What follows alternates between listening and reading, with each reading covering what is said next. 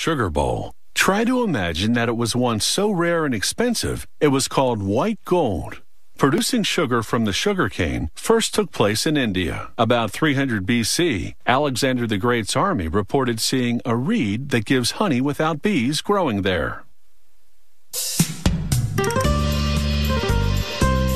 This table sugar has many names: mill white, plantation white, and crystal sugar. But it all comes from the sugarcane. It looks a lot like bamboo with fully grown stalks that can measure up to 20 feet high. Here in the field, a worker pares away the husk from a stalk of sugarcane, then chews the cane's raw pulp to extract the stalk's sweet juice. This machine harvests the cane by cutting it at the base. Rotating scrolls feed the cane to the chopper drums inside.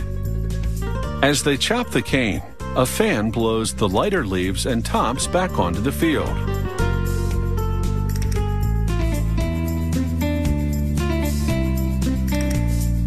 The heavier lengths of cane drop into the base of a conveyor, which feeds them into the transport bin that follows alongside.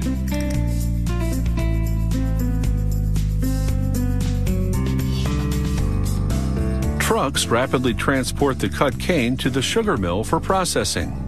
Once cut, sugar cane begins to lose its sugar content, and damage to the cane during harvesting accelerates this decay.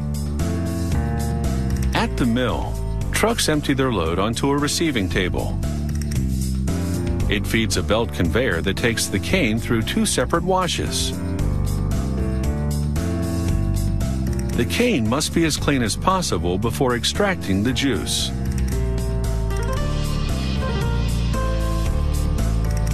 But first, the cane's hard structure is broken down inside this crusher, where rotating hammers break the cane into small pieces. A conveyor loads it into a milling tandem designed to extract the sweet juice from the crushed cane.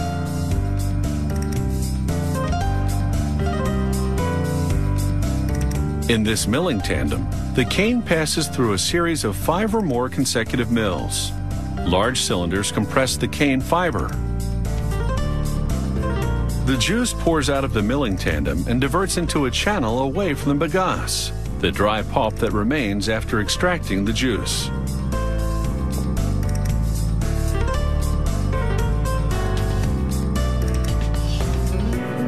A worker supervises the operation at each of the mills. A vat collects the juice that flows from the top and bottom of the mills. Now that the juice is extracted from the sugarcane, it's time to process it. However, before turning the juice into sugar crystals, a sample goes through a series of tests at the sugar mill's laboratory. First, a technician adds a thickener that binds to impurities in the juice, and then filters it to obtain a clear, clean juice. Then he pours it into a polarimeter, a machine that measures the concentration of sugar. The juice from the mills now falls through this 33-foot-high tower as sulfur dioxide vapors rise through it. This process, known as sulfitation, bleaches the juice. Then the juice flows through a device that measures its pH level.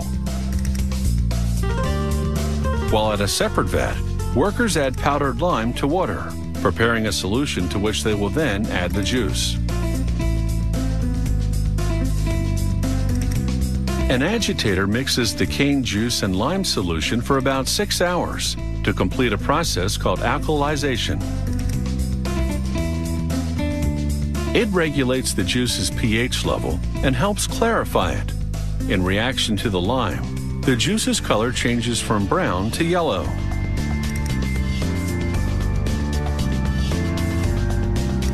Next, the juice goes into these clarifier tanks. It takes over 2 hours for the juice to settle and for the impurities to fall to the bottom of the tank.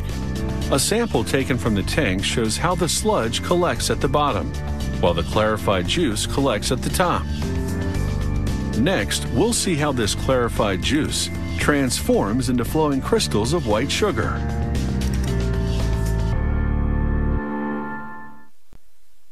Christopher Columbus never made it to Asia, but discovered the Caribbean and later brought sugarcane plantings there. Sugarcane provides sugar, but also syrup, molasses, rum, and ethanol. The many types of sugar available in stores differ in crystal size or color, depending on how they are processed.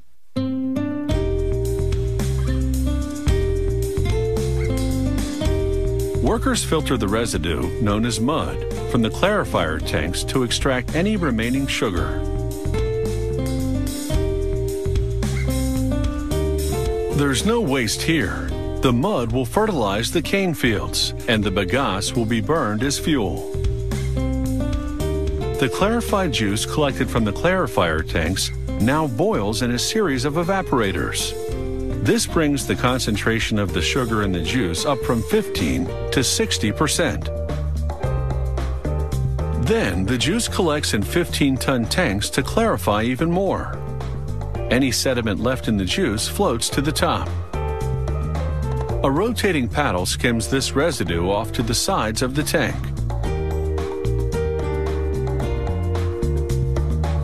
These tanks produce a type of syrup that goes on for still more processing.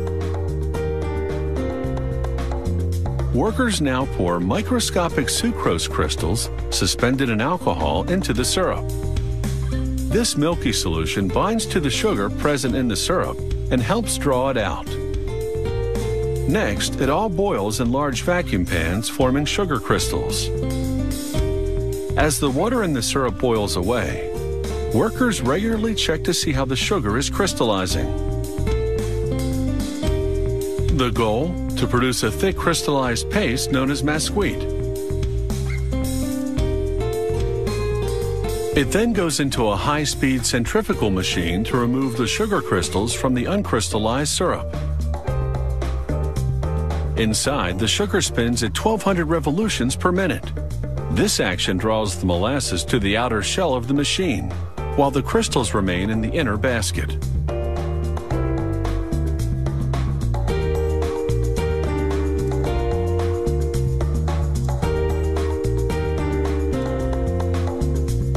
Sprays of water wash the crystals. Then the water is drawn out so that only the crystals remain. This centrifuge works much the same way as a washing machine set on the spin cycle. It draws out moisture from the sugar, much like you draw out the wash water from a load of laundry.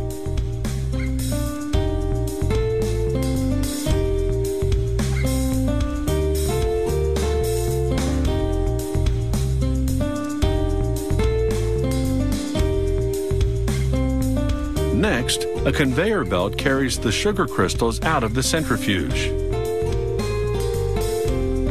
This mill produces raw sugar, which has a higher molasses color and is unbleached, and plantation white sugar, which has less molasses and is bleached a brilliant white. The sugar on the conveyor now goes into a large dryer. Hot air blows into this dryer to bring the sugar's humidity level down to 0.02%. That's standard for table sugar.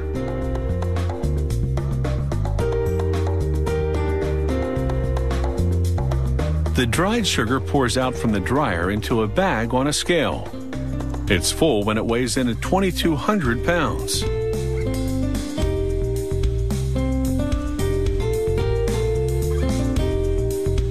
A hoist then carries the bags to a platform at the far end of the packing facility. At 3.3 tons, that's a heavy load. It lowers each bag over a chute that leads to the factory's main floor. Workers carefully open each bag in turn and pour out the sugar directly into the chute. It feeds an automated packaging machine which fills a series of 4.5-pound plastic bags, seals them, and separates them. This packing facility produces 200,000 bags a day. That means processing 400 tons of white sugar daily. This fine plantation white sugar is available in a variety of convenient packaging options, and that should sweeten anyone's day.